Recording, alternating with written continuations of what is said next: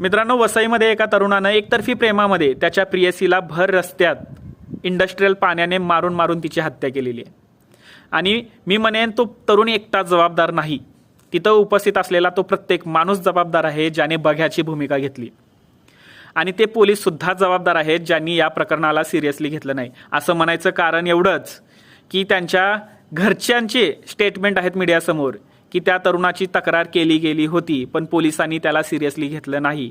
त्यांच्या हलगर्जीपणामुळे वसईमध्ये हे प्रकरण झालं. आणि मला त्या लोकांना सवाल विचारायचा आहे, ते लोक आता कुठं गेलेले आहेत? यावेळेला त्यांचा आवाज कुठं गेला आहे? जी लोक धार्मिक अँगल असेल त्याच वेळेला समोर येतात आणि आवाज उठवायचा प्रयत्न करतात. ज्या वेळेला मुलगा मुस्लिम असतो, मुलगी हिंदू असते, त्यावेळेला त्यांचा कंठ फुटतो का? आता यांचा कंठ बसलाय का? लव जिहादचा अँगल नसेल तर यांच्या तोंडातून आवाज निघत नाही का? असा सवाल